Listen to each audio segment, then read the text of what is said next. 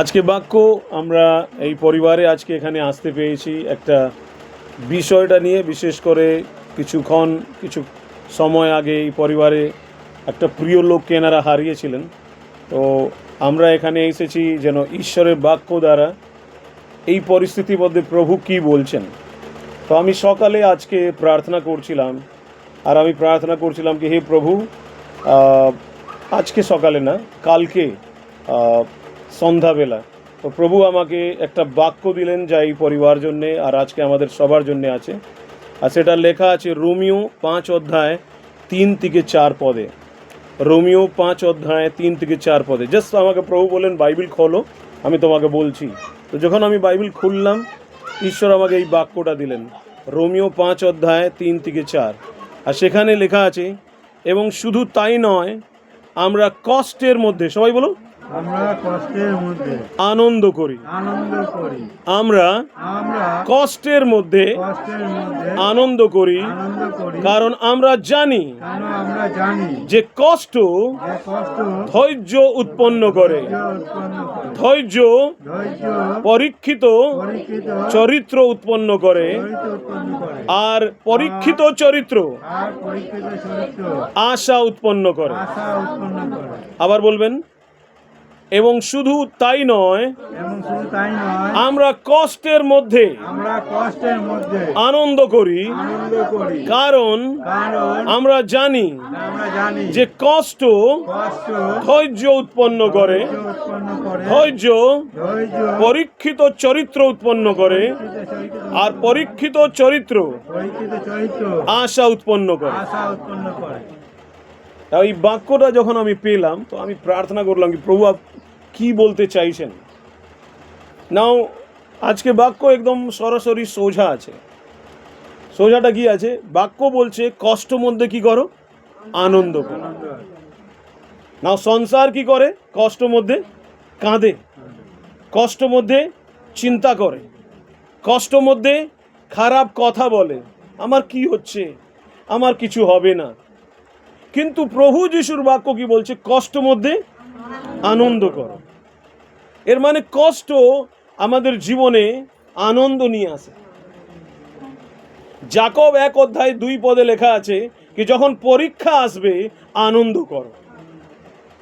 যখন তোমাকে ঈশ্বর পরীক্ষা নেবেন, হ্যাঁ না, যেরকম ঈশ্বর আব্রাহামকে বললেন কি তোমার প্রথম যা সন্তান হয়েছে এই ইসহাক, তাকে বলি দাও। অ্যাকচুয়ালি ও দ্বিতীয় সন্তান ছিল, কিন্তু সারার গর্ভ থেকে ও প্রথম হয়েছিল না। ঈশ্বর বললেন 25 বছর পরে ঈশ্বর সন্তান পেয়েছে, তাকে বলি দাও। ঈশ্বর ওর বিশ্বাসে কি করেছেন? পরীক্ষা করছেন। আর সে ঈশ্বরের কথা মেনে বলি দিল না, ওই ছেলের বলি হলো না। ঈশ্বর সেখানে ওর বিশ্বাসের জন্যে, কারণ ওর পরীক্ষা হচ্ছিল, একটা মেষকে দিলেন। হালেলুয়া। আর সেইভাবে ঈশ্বর আজকে আমাদেরকে একটা মেষ দিয়েছেন, সেটা হচ্ছে প্রভু যিশু। আমেন। যা আমাদের পাপের ক্ষমা জন্যে, আমাদের কষ্ট মধ্যে আনন্দ নিয়ে আসার জন্যে নিজে ক্রুশে রক্ত দিলেন। আমেন। তাহলে প্রভু যিশুর ক্রুশের মাধ্যমে আমরা কষ্ট মধ্যেও কি করি? আনন্দ করি। অভাব মধ্যেও প্রভুকে ধন্যবাদ দিই। কি কারণ জানি, আমরা জানি, কি জানি কি কষ্ট কি নিয়ে আসে? ধৈর্যকে নিয়ে আসে। যারা বলো ধৈর্য। কেন আমরা কষ্টের মধ্যে আনন্দ করি? কেন আমরা কষ্ট মধ্যে খারাপ কথা বলি না? কেন আমরা কষ্ট মধ্যে চিন্তা করি না, আনন্দ করি? কেন করি আনন্দ? কারণ আমরা জানি কষ্ট কি নিয়ে আসে? ধৈর্যকে উৎপন্ন করে। নাম্বার 1 আজকে আমি শেখাচ্ছি আপনার জীবনে। আমি যা আজকে শেখাবো সে বিষয় হচ্ছে কষ্টের মধ্যে ঈশ্বরের কাজ। কষ্টের মধ্যেই ঈশ্বর নিজের কাজকে করেন। আপনার যখন সব কিছু ভালো থাকবে, আপনি ঈশ্বরকে ডাকবেনও না, আর ঈশ্বরও আপনাকে সাহায্য করবে না। কিন্তু যখন কষ্ট আসে, যখন আশেপাশে যখন ঋণ, যখন নাম নিন্দা হয়, যখন চারিপাশে আপনাকে আপনি যখন চারোদিকে ঝড় দিয়ে ঘিরে আছেন, তখন কি করেন আপনি? হে ঈশ্বর আমাকে সাহায্য করো। আর তখন উনি কাজ করতে শুরু করুন। এর মানে আমাদের জীবনে যখন কষ্ট আসবে আপনি চিন্তা করবেন না, ঈশ্বর নিজের হাত লাগাবেন। হালেলুয়া। হালেলুয়া। ঈশ্বর তখনই দেখিয়ে দেবেন কি উনি আপনাকে ভালোবাসেন। আর প্রথম উনি এই কষ্টের মধ্যে কি আপনার ধৈর্যকে সৃষ্টি করবেন। কি করবেন? ধৈর্য। ধৈর্য আমাদেরকে কি শেখায়? একটা কৃষককে দেখবেন যে চাষ করে, ধ্যান করে বাক্যতে ধ্যান দাও, যে চাষ করে ও কি করে? ও ধৈর্য করে। একদিন আমার বীজ যা আমি মাটিতে বপন করেছি ফল নিয়ে আসবে, ফসল নিয়ে আসবে, আমি বাজারে নিয়ে যাব, আমার পরিশ্রমের একটা ফল পাবো। হালেলুয়া। হালেলুয়া। কষ্ট সব থেকে আগে ধৈর্যকে নিয়ে আসে। জোরে বলো ধৈর্য। ধৈর্য। এই ধৈর্যটা কিসের জন্য আছে? এই ধৈর্যটা আছে যেন আপনার যা ঈশ্বরের কাজ আছে, ঈশ্বর যা বলেছেন, ঈশ্বর যা প্রতিজ্ঞা করেছেন, যা প্রতিশ্রুতি করেছেন যে একদিন আমি তোমাকে মাথা তৈরি করব, লেজ তৈরি করব না। হালেলুয়া। উপরে রাখবো, নিচে রাখবো না। এই ধৈর্যটা এর উপরে রাখতে হবে। ঈশ্বর যা বাক্য দিয়েছেন, ঈশ্বর যা আপনাকে কথা বলেছেন, ওইটা আকাশ আর পৃথিবী সরে যাবে, কিন্তু বাইবেলে লেখা রয়েছে আমার কথা কোনোদিন সরবে না। আপনি যদি যিশাইয়া 54 অধ্যায় 10 পদে পড়বেন, সেখানে লেখা আছে পাহাড় সরে যাবে, পাহাড় সরে যাবে, কিন্তু আমার দয়া তোমার উপরে থেকে সরে যাবে না। হালেলুয়া। এর মানে জানছেন দয়া মানে কি হয়? যা তুমি যোগ্য নেই সেটাও আমি তোমাকে দেব। হালেলুয়া। হালেলুয়া। আমাদের ঈশ্বর কত ভালো ঈশ্বর। কষ্ট মধ্যে উনি আমাদের ভিতরে কিছু তৈরি করছেন, সেটা হচ্ছে ধৈর্য। ধৈর্য। জোরে বলো ধৈর্য। ধৈর্য। আর এই ধৈর্যই আমাদের বিশ্বাস তৈরি করে, Yes. আমাদের মধ্যে বিশ্বাস। আব্রাহাম অপেক্ষা করছে, ঈশ্বর বলেছেন আমার সন্তান হবে। ওদের সন্তান ছিল না 75 বছর হওয়ার পরেও, কিন্তু ঈশ্বর 25 বছর পরে যখন ওর বয়স 100 বছর হলো, উনি নিজের প্রতিজ্ঞাকে পূর্ণ করলেন। কিন্তু এই 25 বছর ওকে কি করতে হলো? ধৈর্য। জোরে বলো ধৈর্য। জানেন ধৈর্য আমাদের ভিতরে এমন বিশ্বাস তৈরি করে দেবে কি আপনি বিচলিত হইবেন না, আপনি কম্পন করবেন না, কি বলবো, কাঁপবেন না। ঝড় আসলেও, বিপদ পরিস্থিতি খারাপ হলেও আপনি স্থির থাকবেন। হালেলুয়া। কোথায় স্থির থাকবেন? প্রভুর যিশুর বাক্যতে। হালেলুয়া। কারণ অনেক লোকের যখন বিপদ সংকট আসে, ওরা ঈশ্বরের বাক্যতে স্থির থাকতে পারে না, ভুলে যায় ঈশ্বর আমার কি করে পরিস্থিতি ঠিক করবেন। আপনি ধ্যান করে শুনবেন, আজকের বাক্য আমাদের প্রত্যেক ব্যক্তির জন্য আছে কি ঈশ্বর আমাদের মধ্যে ধৈর্য সৃষ্টি করেন। যত আপনার উপরে চাপ আসবে, জানবেন ঈশ্বর আপনার কি তৈরি করছেন? ধৈর্যকে সৃষ্টি, মানে বিশ্বাসকে তৈরি করছেন। আমেন। দ্বিতীয়, বাইবেল বলছে আমরা কেন কষ্টের মধ্যে আনন্দ করি? কারণ আমরা জানি কি ধৈর্য, জোরে বলো ধৈর্য, চরিত্রকে নির্মাণ করে। জোরে বলো ধৈর্য চরিত্রকে নির্মাণ করে।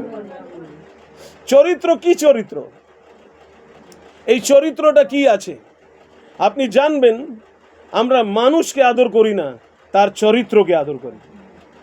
আমরা মানুষকে একটা আদর করি না, তার একটা পদকে আদর করি। দেখবেন একটা ব্যক্তি রাস্তায় দাঁড়িয়ে আছে, সোজা কাপড় পরে, যেরকম আমরা পরেছি, আর গাড়িকে দাঁড় করাবে, গাড়ি দাঁড় হবে না।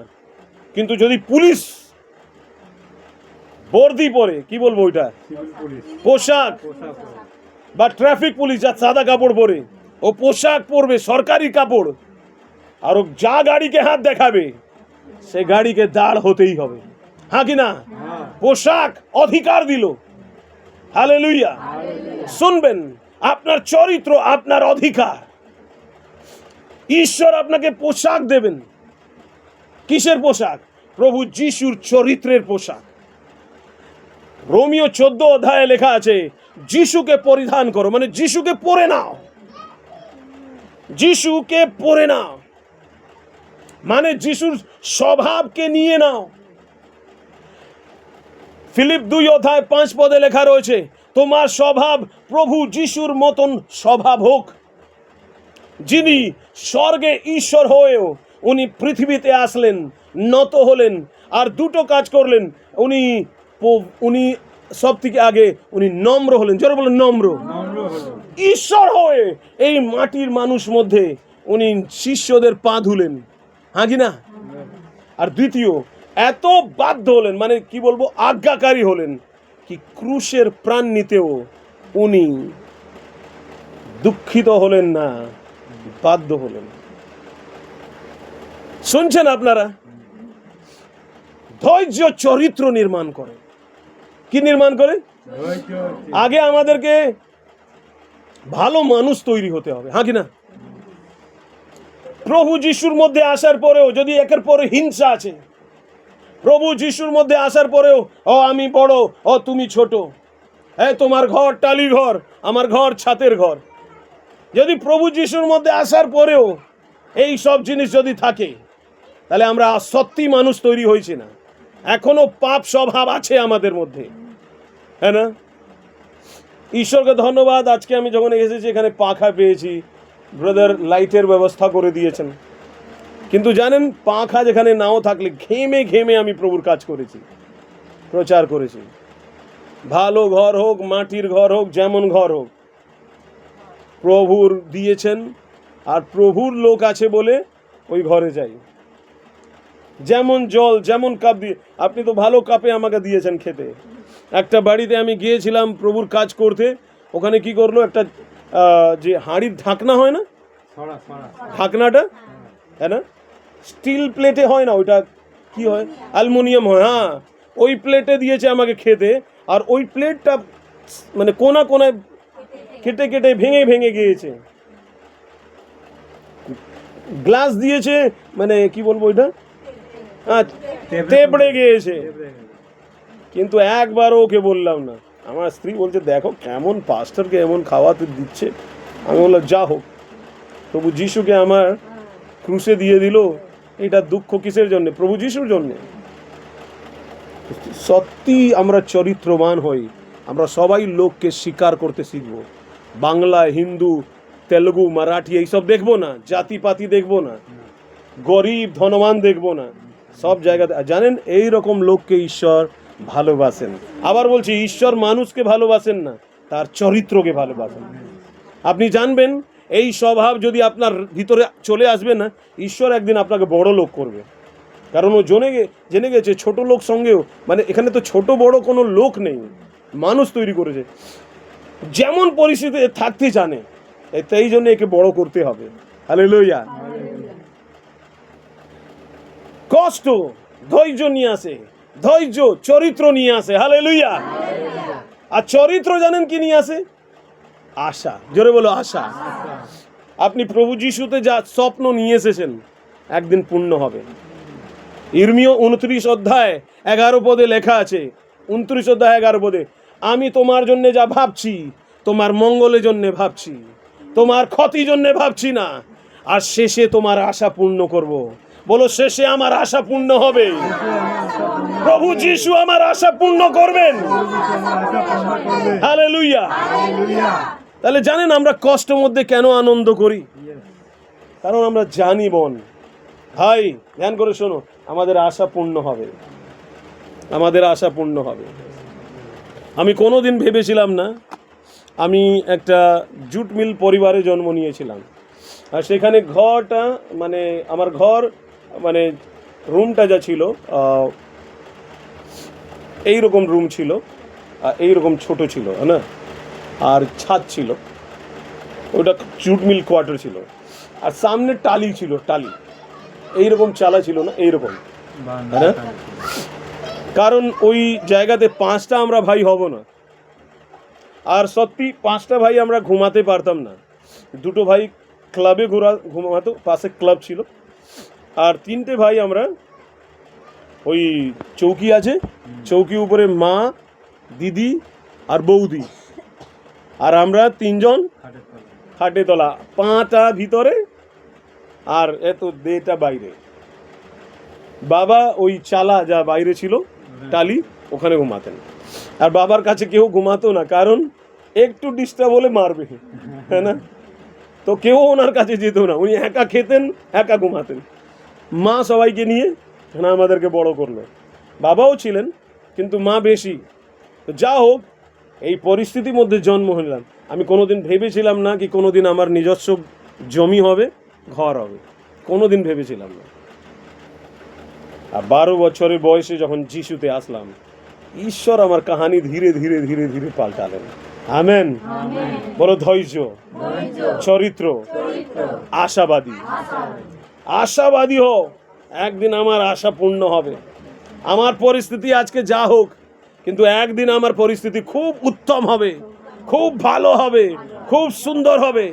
জানেন, একটা বাক্য আমি সব দিনে বলি, সব দিনে, একদিন ঈশ্বর সময় আসবে আমার সব পরিস্থিতি সুন্দর করে দেবে। গীত সংগীতাতে লেখা আছে, আমি আমার টাইমে তোমার পরিস্থিতিকে সুন্দর করে দেবো। হালেলুয়া। আর আজকে জানো, আমি রাজা মতন থাকি আজকে দিনে। হ্যাঁ, 2022-এর পরে আমার পরিস্থিতি এমন বদলালো, হ্যাঁ না, কি আমার না কোনো ঋণ, না কোনো চিন্তা, না হেডেক। হ্যাঁ না, বেশি হেডেক পাস্টার মানেন, হ্যাঁ না, টাকা পয়সা ঈশ্বর ব্যবস্থা করবে। আমেন। জানেন, কষ্ট আমাদের ভালো জন্য আছে। হালেলুয়া। কষ্ট মধ্যে ঈশ্বর একটা ট্রেনার মতন, একটা প্রশিক্ষক মতন, একটা মাস্টার মতন, একটা শিক্ষক মতন ঈশ্বর আমাদেরকে ট্রেনিং দেন। কি দেন?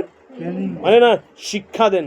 আর ওই সময় দেখেন না, আর্মিতে যখন যায়, যে লোকরা ট্রেনিং করে, ওদেরকে 3 মাসে যা খাটায়, বাপ রে বাপ, মাথা থেকে ঘাম পায়ে পর্যন্ত চলে আসে।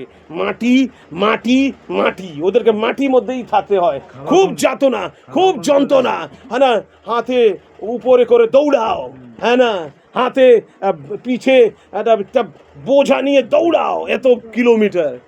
ওদের দিন রাত এক করে দেয় ওদেরকে। কেন? ওটা ট্রেনিং হচ্ছে। আপনার কষ্ট সময় ট্রেনিং হচ্ছে। হালেলুয়া। কারণ কেন? বড় কাজ আপনি করবেন, বড় টাকা আসবে, বড় ঘর আসবে, ওটা থাকার জন্য একটা চরিত্র থাকা উচিত। না হলে তুমি অহংকারী হয়ে যাবে। হ্যাঁ, ঈশ্বর আমাকে অনেক দিয়েছেন। যতই দেবেন ততই নম্র হবে। যতই ঈশ্বর বাড়াবেন, শুনছেন আপনি সবাই পিছনে আন্টি, যতই ঈশ্বর বাড়াবেন তত নম্র হবে, তত ঈশ্বর আরো বাড়াবেন। হালেলুয়া। আজ ঈশ্বর যখন এই আমি তো অনেক ঘর, এখন ছাদের ঘরে, আমি টালি ঘরে যাব না। ঈশ্বর বলে, দাঁড়াও, আমি বন্যা নিয়ে আসছি, হ্যাঁ, তোমার ছাদের ঘরকে ওড়াবো।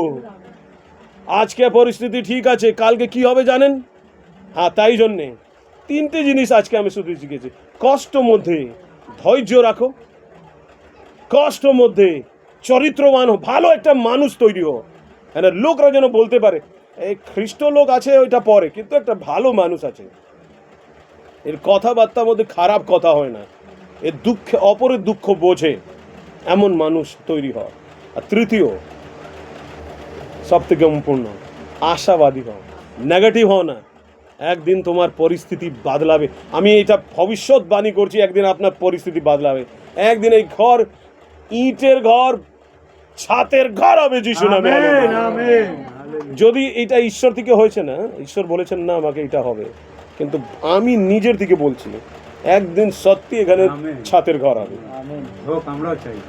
আমেন। আমি জানো, যেই ঘরে ঘরে আমি গিয়ে বলেছি মাটির ঘর, ছাতের ঘর হবে, হচ্ছে। আপনি জানেন, একটা খামারগাছির দিকে একটা সিস্টার আছে, ওর নাম হচ্ছে মামুনি বাগানে।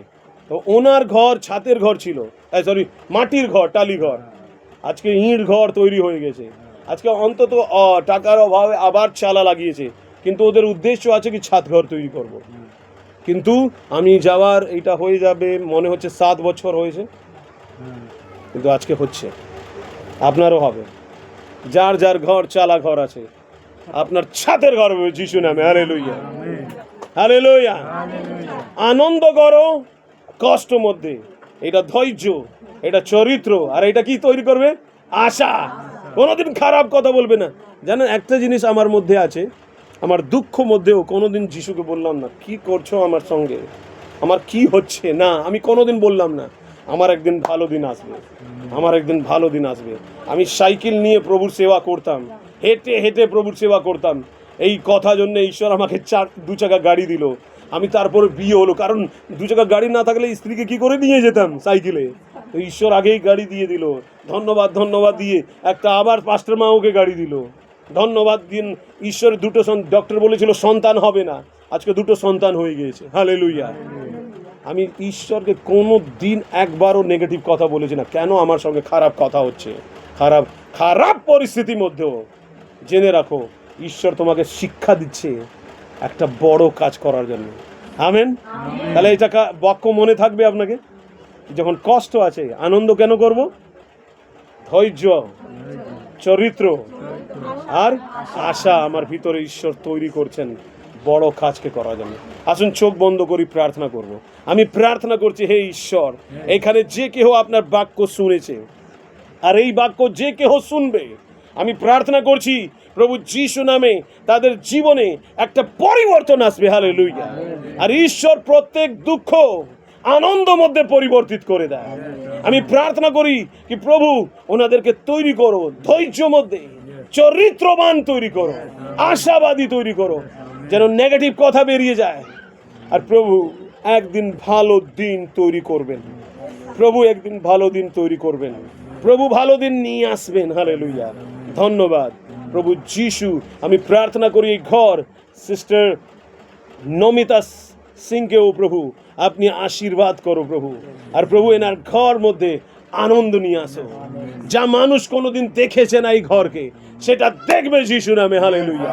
আর এখানে যে কেউ শুনেছে এই বিশ্বাস করে এই বাক্যকে গ্রহণ করছে, ধ্যান করে শোনো, প্রভু যিশু আপনার পরিস্থিতিকেও বদলাবে, হালেলুয়া। আর আনন্দ দিন মধ্যে পরিবর্তিত করে দেবে। আপনার কষ্ট আনন্দ হবে। আপনার যা টাট পরে আছেন, আপনি বোরা পরে ঈশ্বরের কাছে কাঁদছেন, ঈশ্বর আপনার কোমরে বেল্ট পরিয়ে আপনাকে নাচাবে, হালেলুয়া। ধন্যবাদ, ধন্যবাদ প্রভু। প্রভু যিশু খ্রিস্টের নামে এই প্রার্থনা করি, আমেন, আমেন, আমেন।